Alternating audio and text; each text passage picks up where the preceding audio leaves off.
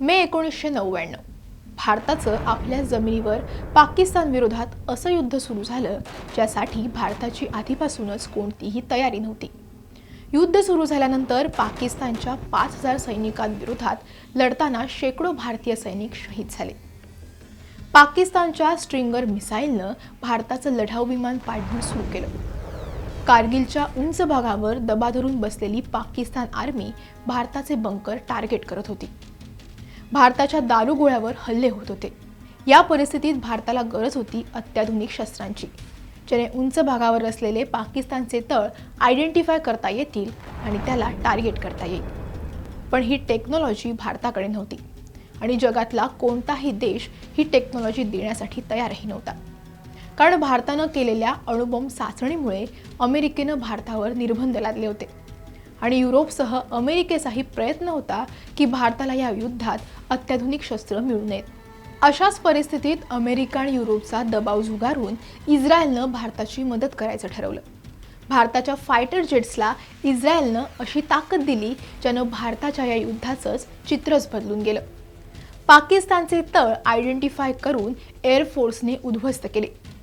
पाकिस्तानचा दारुगोळा उद्ध्वस्त केला। पाकिस्तानची आर्मी अक्षरशः दयावया करू लागली। पाकिस्तानचे पंतप्रधान नवाज शरीफ युद्ध थांबवण्यासाठी थेट अमेरिकेत पोहोचले आणि बिल क्लिंटन यांच्याकडे हे युद्ध तातडीनं थांबवण्याची मागणी केली। पण इस्रायलनं अमेरिकेचा दबाव झुगारून भारताला कशी मदत केली ते समजून घेण्यासाठी आधी कारगिल युद्धाची स्टोरी समजून घेणं गरजेचं आहे। हेच आपण या व्हिडिओच्या माध्यमातून जाणून घेणार आहोत। नमस्कार, मी कोमल आचरेकर आणि तुम्ही पाहत आहात महाराष्ट्र टाइम्स इंटरनॅशनल।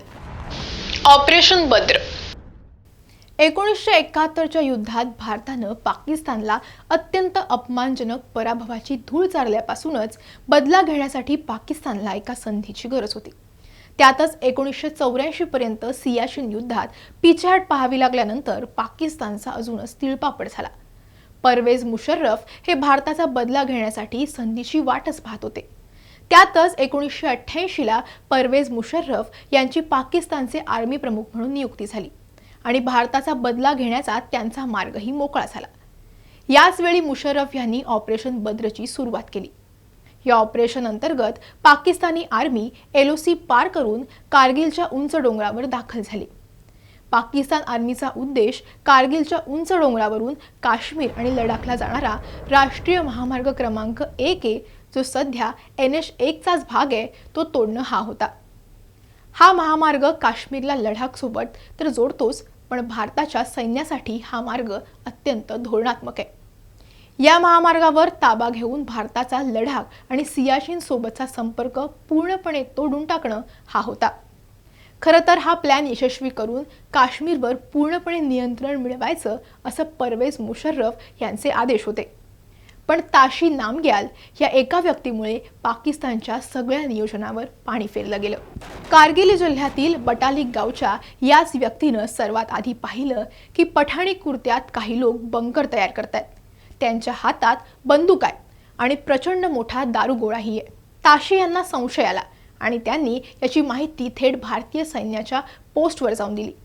अशा पद्धतीनं पहिल्यांदाच 3 मे 1999 रोजी भारताला समजलं की पाकिस्ताननं घुसखोरी केली आहे। पहिले 2 दिवस तर पाकिस्तानवर संशय व्यक्त केला गेला, पण 5 मे रोजी 5 भारतीय सैनिकांची निघृणपणे हत्या करण्यात आली। 9 मे रोजी भारताच्या दारुगोळ्यावर हल्ला झाला आणि स्पष्ट झालं की या घुसखोरीमागे पाकिस्तानच आहे। याच काळात पाकिस्तानचे पंतप्रधान नवाज शरीफ पाकिस्ताननं घुसखोरी केली असल्याचं सातत्यानं नाकारत होते। पाकिस्तानी सैन्यानं कारगिलमधील अनेक महत्त्वाच्या पॉइंटवर ताबा घेतला होता। आता वेळ होती ती उत्तर देण्याची। भारतीय सैन्याकडून याच वेळी ऑपरेशन विजयची सुरुवात झाली। ऑपरेशन विजय 10 मे 1999 रोजी भारतीय सैन्यानं ऑपरेशन विजयची सुरुवात केली। पाकिस्तानच्या घुसखोरांना पळवून लावण्यासाठी भारतीय सैनिकांना 10,000 ते 16,000 फूट उंचीवर जाऊन लढाई करायची होती। मात्र पाकिस्तानचं सैन्य उंच भागावर असल्यामुळे त्यांचे बंकर शोधून त्याला टार्गेट करणं कठीण तर होतंच, मात्र दरीतून एवढ्या उंचीवर चढाई करणंही कठीण होतं। त्यामुळे चढाई करण्यासाठी रात्रीची वेळ निवडली गेली। अत्यंत शौर्यवान असलेल्या भारतीय सैनिकांनी 18 मे रोजी द्रास आणि मश्कू हे सेक्टर पुन्हा एकदा ताब्यात घेतले. पण पाकिस्तानचे सैनिक अत्यंत उंचीवर होते आणि भारताच्या सैनिकांना टार्गेट करणं सहज सोपं जात होतं.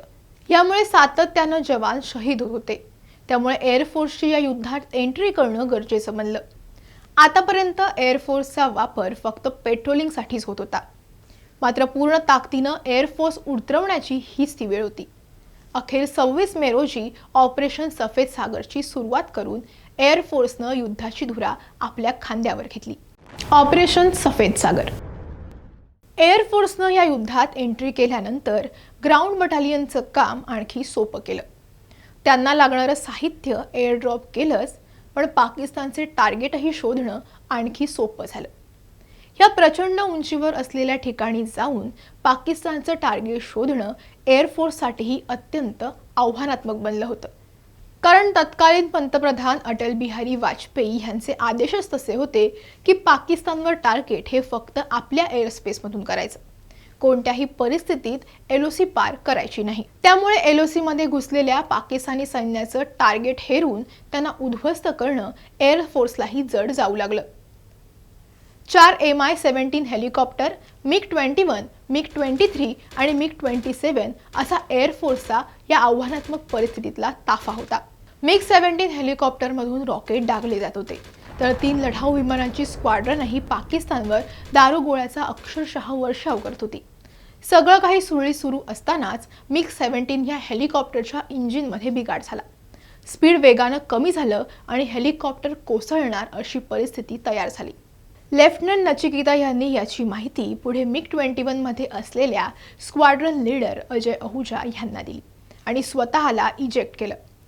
नचिकेता यांचा शोध घेण्यासाठी अजय अहुजा हे एलओसीच्या अत्यंत जवळ पोहोचले. नचिकेता यांना घेऊन परत माघारी जावं असंच त्यांचं नियोजन होतं. पण याच वेळी अजय अहुजा यांच्या मिग विमानाला पाकिस्तानचं स्ट्रिंगर मिसाईल येऊन आदळलं आणि हे विमान कोसळलं. विमानातून इजेक्ट केलेल्या अजय अहुजा यांना पाकिस्तान सैन्यानं एवढं मारलं की त्यात त्यांचा मृत्यू झाला. तर नचिकेता यांना जिवंत पकडलं आणि ताब्यात घेतलं. दरम्यान आंतरराष्ट्रीय दबावामुळे पाकिस्ताननं नचिकेता यांना 3 जून रोजी भारताच्या ताब्यात परत दिलं. ऑपरेशन सफेद सागरच्या पहिल्या 3 दिवसातच एअरफोर्सचं मोठं नुकसान झालं होतं आणि एकामागून एक धक्के बसले होते. कारण एकतर प्रचंड उंचीवर तळून बसलेल्या शत्रूला हेरून मारायचे, त्यात अत्याधुनिक शस्त्र नव्हती. अशा वेळी air chief marshal Anil Yashwant Tipnis यांना काही तंत्रज्ञानाची गरज होती, ज्याद्वारे भारताच्या हद्दीतून टार्गेट लोकेट करून त्याला टिपता येईल. त्यावेळी भारतीय एअरफोर्सकडे अशी अद्ययावत कोणतीही शस्त्र नव्हती. ही शस्त्र आयात करावी लागणार होती. पण याच वेळी दुसरी अडचण अशीही होती की भारतानं 1998ला जी पोखरणमध्ये अणुबॉम्ब चाचणी केली होती, त्याच्यामुळे अमेरिकेनं भारतावर निर्बंध लादले होते. जगातला कोणताच देश अमेरिकेच्या दबावामुळे भारताला शस्त्र विकण्यासाठी तयार नव्हता. तत्कालीन पंतप्रधान अटल बिहारी वाजपेयी हे या काळात जगभरातून मदत मिळवण्यासाठी प्रचंड संघर्ष करत होते. त्यांना माहीत होतं की यावेळी आपल्याला मदत करू शकतो तो म्हणजे फक्त इस्रायल. वाजपेयींनी कोणताही वेळ वाया न घालवता इस्रायलला कोणकोणतं साहित्य हवं याची यादीच दिली. इस्रायलनं शब्द दिला की आम्ही खंबीरपणे भारताच्या पाठीशी उभे राहू. अत्यंत कमी कालावधीत इस्रायलनं भारताला laser guided missile, surveillance drone असं अद्ययावत साहित्य दिलं, ज्यानं पाकिस्तानवर निगराणी ठेवता आली आणि भारतीय हद्दीतून लेझर गाइडेड मिसाईलमधून टार्गेट आयडेंटिफाय करता आलं. इस्रायलनं फक्त शस्त्रच दिली नाही, तर अशी गुप्त माहिती शेअर केली ज्याने भारताला शत्रूचं टार्गेट हेरणं आणखी सोपं गेलं. दुसरीकडे अमेरिकेनं भारताला GPS यंत्रणा देण्यासाठीही नकार दिला. ह्या GPSनं पाकिस्तानचे टार्गेट शोधणं सोपं जाणार होतं. भारताला मदत करणाऱ्या इस्रायलवर सुद्धा अमेरिकेनं प्रचंड दबाव आणला.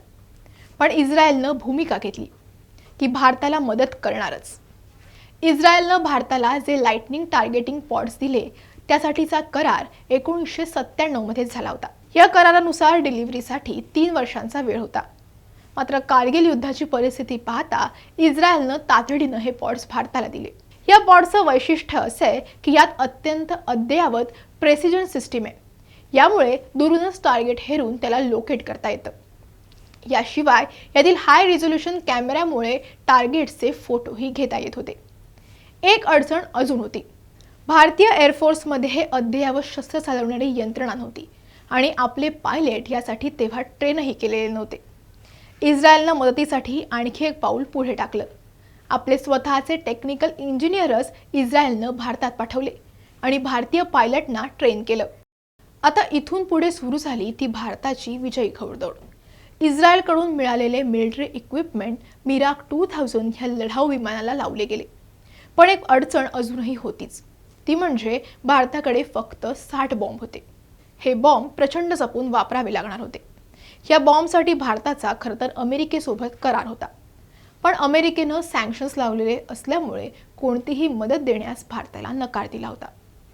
भारतीय वैमानिकांनी अत्यंत काळजीपूर्वक हे बॉम्ब लेझर गाइडेड सिस्टीमच्या मदतीने वापरले। या युद्धात 24 जून हा निर्णायक दिवस आला जेव्हा एअरफोर्सनं 16,000 फूट उंचीवर असलेल्या पाकिस्तानचं बंकर उद्ध्वस्त केलं। Air chief marshal Raghunath Nambiar यांनी हे बॉम्ब टाकले होते। आकाशात चौफेर भारतीय विमानं होती आणि खाली होते घाबरून गेलेले आणि जीव वाचवण्यासाठी धावपळ करत असलेले पाकिस्तानी सैनिक। इथपर्यंतचं काम एअरफोर्सनं सोपं करून दिलं आणि उरलेलं काम आर्मीनं हाती घेतलं। 4 जुलैला 192 माउंटन ब्रिगेडच्या 18 ग्रेनेडियर्स टायगर हिलवर चढाई करून फायरिंग सुरू केली। टायगर हिलवर सर्व पाकिस्तानी सैनिक मारले गेले आणि ही पोस्ट ताब्यात घेतली। भारतीय सैनिकांच्या साहसाचा परिचय जगाला झालाच, पण 19 वर्षीय योगेंद्र सिंह यादव यांनी 15 गोळ्या खाऊनही शत्रूवर ज्या पद्धतीनं मारा केला ते पाहून पाकिस्तानचं अवसानच कळून गेलं। या दरम्यान भारतानं आंतरराष्ट्रीय स्तरावर अनेक पावलं उचलली, ज्यामुळे पाकिस्तानचा खरा चेहरा जगासमोर आला। जे नवाज शरीफ घुसखोरी केल्याचं मान्यही करत नव्हते, ते आता युद्ध थांबवण्यासाठी अमेरिकेत जाऊन बिल क्लिंटन यांचे पाय धरत होते। अटल बिहारी वाजपेयी यांनी बिल क्लिंटन यांनाही स्पष्ट केलं, एकतर पाकिस्तान आर्मीनं माघार घ्यावी किंवा आम्ही आमच्या पद्धतीनं त्यांना शरणागती पत्करायला भाग पाडू। सगळे पर्याय संपल्यानंतर पाकिस्तान आता अणुबॉम्बचा वापर करणार अशी माहितीही समोर येऊ लागली। मात्र त्यानंतर वाजपेयींनी पाकिस्तानला स्पष्टपणे सांगितलं, पाकिस्तान जर अणुबॉम्बचा वापर करण्याचा विचार करत असेल तर उद्याचा सूर्य उगवण्याच्या आधीच तुम्ही जगाच्या नकाशावर दिसणार नाही याची काळजी आम्ही घेऊ। या मेसेजमुळे बिल क्लिंटन यांना स्पष्ट झालं की पाकिस्तानने माघार घेतल्याशिवाय भारत काही हे युद्ध थांबवणार नाही। बिल क्लिंटन यांनी सैन्य मागे घेण्यासाठी पाकिस्तानवर दबाव टाकला। दुसरीकडे पूर्ण जग विनाकारण युद्ध सुरू केल्यामुळे पाकिस्तानला दोष देत होतं। पाकिस्तानसाठी हा आणखी एक अत्यंत अपमानजनक पराभव होता। 4000 पेक्षा जास्त सैनिक मारले गेले। उरलेल्या सैनिकांना परत माघारी जाता यावं यासाठी एअरफोर्सनं 12 जुलै रोजी ऑपरेशन सफेद सागरला पूर्णविराम दिला। पण काही पाकिस्तानी सैनिक अजूनही घुसखोरी करतच होते। त्यांना त्यांच्याच भाषेत उत्तर देण्याचं काम भारतीय सैनिक करत होते।